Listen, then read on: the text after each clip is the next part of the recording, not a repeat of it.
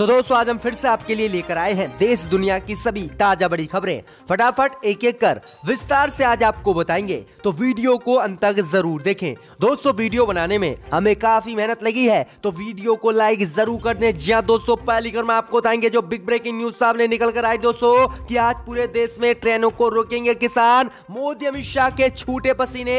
मोदी अमित शाह ने 20,000 जवानों को हर रेलवे स्टेशन पर कर दिया है तैनात, तो किसान बोले फिर भी रुकेंगी ट्रेनें। तो वहीं आपको बताएंगे दोस्तों कि किसान आंदोलन का पंजाब के नगर निकाय चुनाव में दिखा जबरदस्त असर। पंजाब नगर निकाय चुनाव में बीजेपी का हुआ सुपड़ा साफ, 7 में से 6 सीटों पर कांग्रेस ने की जीत हासिल। तो वहीं आपको बताएंगे दोस्तों कि सुप्रीम कोर्ट ने लगाई बीजेपी शासित राज्यों के लव जिहाद कानून को रद्द करने वाली याचिकाओं पर रोक। कहा अभी हमारे पास नहीं है इस मामले को सुनने के लिए समय। तो वहीं आपको बताएंगे दोस्तों कि पंजाब निकाय चुनाव में घर वालों ने भी नहीं दिया बीजेपी उम्मीदवारों को वोट। हार के बाद बीजेपी उम्मीदवार बोले ईवीएम में कांग्रेस ने की है गड़बड़ी। तो वहीं आपको बताएंगे दोस्तों कि कृषि कानून को लेकर मोदी सरकार से नाता तोड़ने वाली हरसिमरत कौर भी नहीं बचा पाई अपना गार्ड, कांग्रेस ने की जबरदस्त जीत हासिल। तो वहीं आपको बताएंगे दोस्तों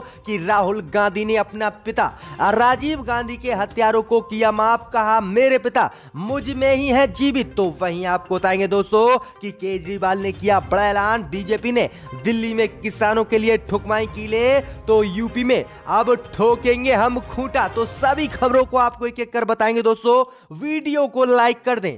इसी बीच पर दोस्तों पहली खबर की ओर जो बिग ब्रेकिंग न्यूज सामने निकल कर आई दोस्तों कि किसान आज पूरे देश में रोकेंगे ट्रेन। मोदी अमित शाह के छूटे पसीने। 20,000 जवानों को हर रेलवे स्टेशन पर मोदी अमित शाह ने किया तैनात। जहां दोस्तों आपको बता दें कि नए कृषि कानून को लेकर देश भर में प्रदर्शन कर रहे किसान आज पूरे देश में ट्रेनों को रोकेंगे। वहीं आपको बता दें कि 12 बजे से शाम 4 बजे तक देश भर में किसान ट्रेनों को रोकेंगे।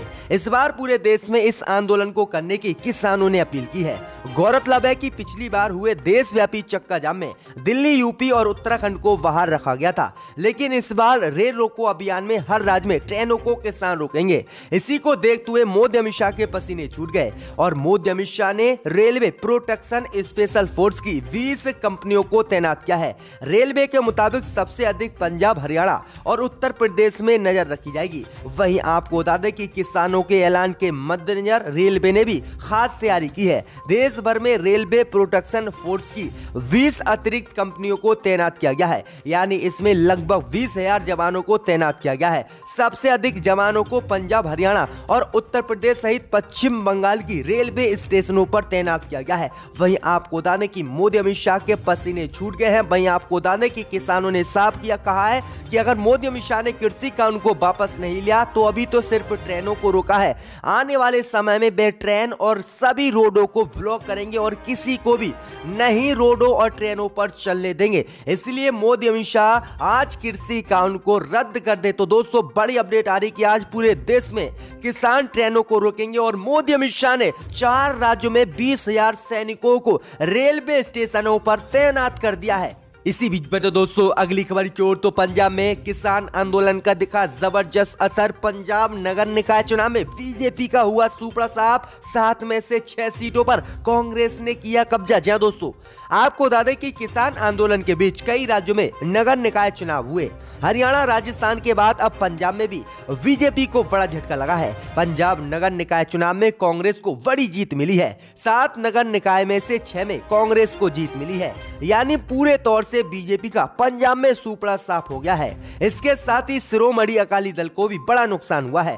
भटिंडा में शिरोमणि अकाली दल का कब्जा था, जो अब कांग्रेस के पाले में चली गई है। वहीं अगर हम दोस्तों वार्डों की बात करें तो 109 नगर परिषदों में से 63 पर कांग्रेस ने जीत दर्ज की है। अकाली दल 8 और आम आदमी पार्टी ने 2 सीटों पर जीत की है और भाजपा को यहां पर सिर्फ 1 ही सीट मिली है और भाजपा का सुपड़ा साफ हो गया है। वहीं अगर हम बात करें दोस्तों कि किस तरह से किसान आंदोलन का जबरदस्त असर पंजाब के निकाय चुनाव में भाजपा को देखने में मिला है। तो ये बड़ी अपडेट आई दोस्तों कि बुरी तरह से भाजपा पंजाब नगर निकाय चुनाव में हारी है। इसी बीच पर दोस्तों अगली खबर की ओर, तो सुप्रीम कोर्ट ने लगाई बीजेपी शासित राज्यों के लव जिहाद कानून को रद्द करने वाली याचिकाओं पर रोक। कहा अभी नहीं है हमारे पास इन्हें सुलझाने का समय। जी दोस्तों, आपको बता दें कि उत्तर प्रदेश, हिमाचल प्रदेश, मध्य प्रदेश और उत्तराखंड सरकार की ओर से पारित लव जिहाद कानून को लेकर चुनौती देने वाली याचिकाओं को सुप्रीम कोर्ट ने 2 सप्ताह के लिए स्थगित कर दिया है।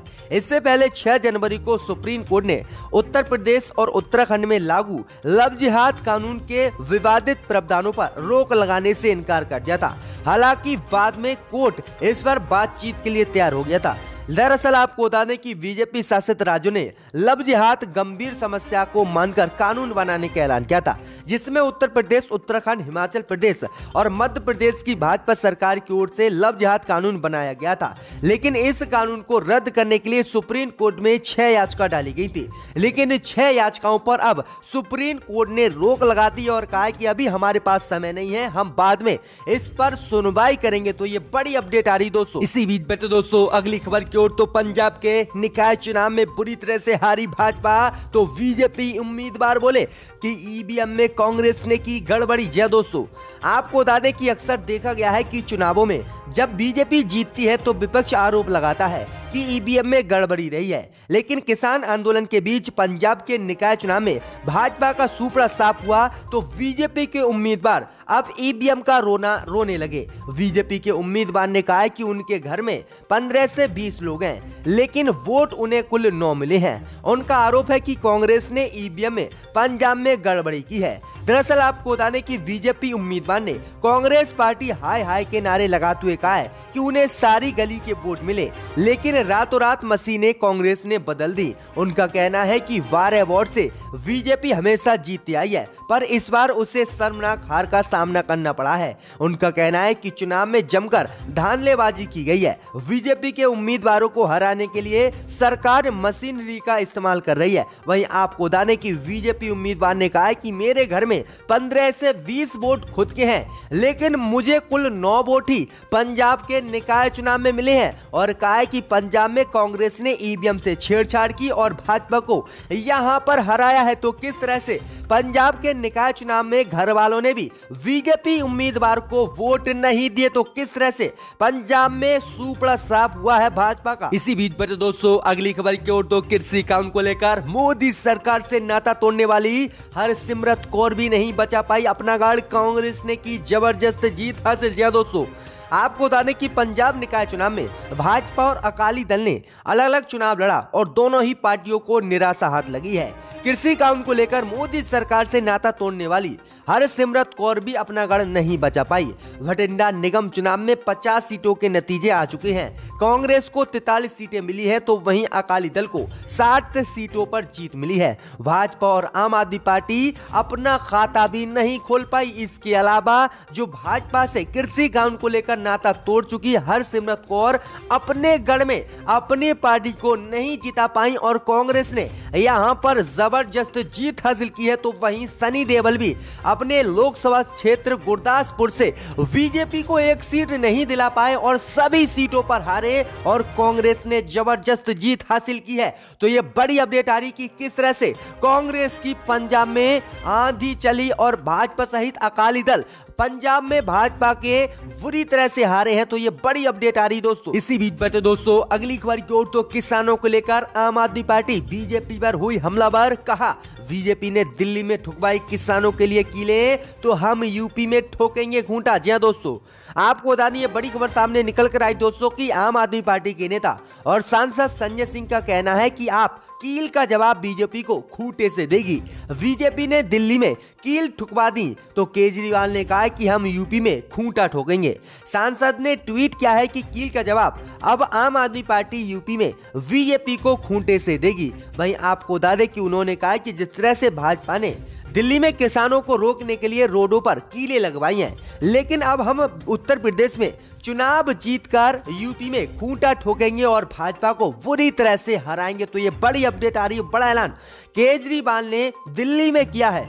इसी बीच बढ़ते दोस्तों अगली खबर की ओर तो कांग्रेस पार्टी ने अमिताभ बच्चन और अक्षय कुमार को बताया बीजेपी का दलाल। कहा डीजल पेट्रोल की बढ़ती कीमतों पर कहां सो रहे हैं ये दोनों अभिनेता। जी हां दोस्तों, आपको बता दें ये बड़ी खबर सामने निकल कर आई दोस्तों कि डीजल पेट्रोल की कीमतों में बेतहाशा वृद्धि पर चुप्पी को लेकर कांग्रेस के अध्यक्ष नाना पटोले ने अमिताभ बच्चन और अभिनेता अक्षय कुमार पर निशाना साधा है और इन्हें बीजेपी का दलाल बताया है। दरअसल आपको बता दें कि उन्होंने कहा है कि मनमोहन सिंह की सरकार में पेट्रोल डीजल की कीमतों में वृद्धि के खिलाफ ट्वीट करने वाले अमिताभ बच्चन और अक्षय कुमार अब कहां है जब पेट्रोल 100 रुपये पार कर चुका है। उन्होंने कहा है कि भाजपा के ये दोनों ही अभिनेता दलाल हैं और ये किसी भी कीमत पर भाजपा के खिलाफ नहीं बोलेंगे, चाहे पेट्रोल डीजल 200 रुपये हो जाए। उन्होंने कहा है कि जब मनमोहन की सरकार थी तो पेट्रोल डीजल की कीमतें 50 रुपये से भी कम थी, लेकिन तब अगर 10 पैसे की भी वृद्धि पेट्रोल डीजल के दाम में होती थी तो अमिताभ बच्चन और अक्षय कुमार ट्वीट कर कांग्रेस पार्टी को घेरते थे और पेट्रोल डीजल की बड़ी दामों पर सवाल उठाते थे। लेकिन आज पेट्रोल डीजल 100 रुपये प्रति लीटर हो गया है, लेकिन अक्षय कुमार और अमिताभ बच्चन ने एक भी ट्वीट नहीं किया। तो ये बड़ा हमला कांग्रेस ने अमिताभ बच्चन और अक्षय कुमार पर बोला है। इसी बीच बढ़ते दोस्तों अगली खबर की ओर तो राहुल गांधी ने अपने पिता की हत्या करने वाले लोगों को किया माफ। कहा मेरे पिता मुझ में ही है जीवित। जी हां दोस्तों, आपको बता दें कि पंडुचेरी में राजनीतिक उथल पुथल के बीच बुधवार को कांग्रेस के पूर्व अध्यक्ष राहुल गांधी राज्य के दौरे पर पहुंचे। यहां मुथियालापेट में मछुआरों से संवाद के बाद राहुल गांधी ने भारती दासन गवर्नमेंट महिला कॉलेज की छात्राओं से बातचीत की। एक छात्रा के सवाल का जवाब देते हुए राहुल गांधी ने कहा कि पिता राजीव गांधी की हत्या से उन्हें काफी दुख हुआ था, लेकिन इस घटना के लिए जिम्मेदार लोगों के प्रति उनके मन में कोई नफरत या कोई गुस्सा नहीं है। उन्होंने कहा कि हिंसा आपसे कुछ छीन सकती है। मेरे पिता मुझ में जीवित हैं, मेरे पिता मेरे जरिए बात कर रहे हैं। राहुल गांधी ने कहा कि जिन लोगों ने भी मेरे पिता की हत्या की थी मैंने उन सबको माफ कर दिया है। तो ये बड़ी अपडेट आई दोस्तों कि राहुल गांधी ने पंडुचेरी में ये बड़ा बयान दिया है। इसी बीच बढ़ते दोस्तों अगली खबर की ओर तो बंगाल में आज एक जिले में ही ममता अमित शाह करेंगे रैली, होगा आमने सामने मुकाबला। जहां दोस्तों आपको बता दें कि कोलकाता के पड़ोसी दक्षिण 24 परगना जिले में आज केंद्रीय मंत्री गृह मंत्री अमित शाह और पश्चिम बंगाल की मुख्यमंत्री दोनों ही अलग अलग स्वतंत्र रैलियों को संबोधित करेंगी।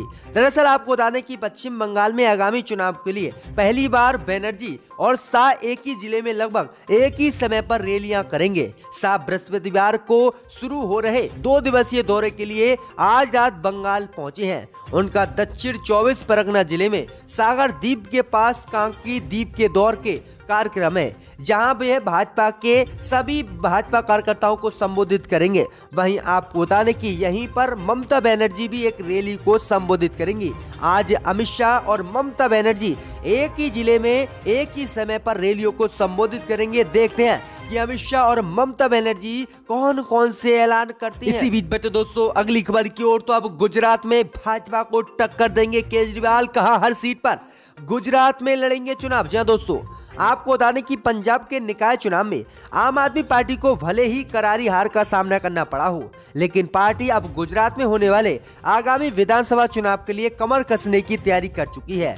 आम आदमी पार्टी के राष्ट्रीय संयोजक अरविंद केजरीवाल ने कहा है कि वह अब गुजरात में राजनीति की बड़ी लकीर खींचेंगे। उनका किसी दूसरे दल से कोई मुकाबला नहीं है और वह किसी भी दूसरी पार्टी का स्थान भी नहीं लेना चाहते हैं, लेकिन गुजरात की जनता को पारंपरिक राजनीति की जगह एक नया विकल्प देना चाहते हैं। आम आदमी पार्टी ने गुजरात की सभी विधानसभा सीटों पर चुनाव लड़ने का ऐलान कर दिया है और कहा है कि हम किसी दल से गठबंधन भी गुजरात में नहीं करेंगे और भाजपा को बुरी तरह से हराएंगे। तो ये बड़ा ऐलान केजरीवाल ने आज कर दिया है। इसी बीच बढ़ते दोस्तों अगली खबर की ओर तो बिहार में चिराग पासवान को लगा बड़ा झटका। पूर्व विधायक रामेश्वर चौरसिया ने एलजेपी से दिया इस्तीफा। जी हां दोस्तों आपको बता दें कि पिछले साल हुए बिहार विधानसभा चुनाव के ठीक पहले बीजेपी को छोड़कर एलजेपी में शामिल हुए बीजेपी विधायक रामेश्वरम प्रसाद चौरसिया ने आज एलजेपी से इस्तीफा दे दिया है।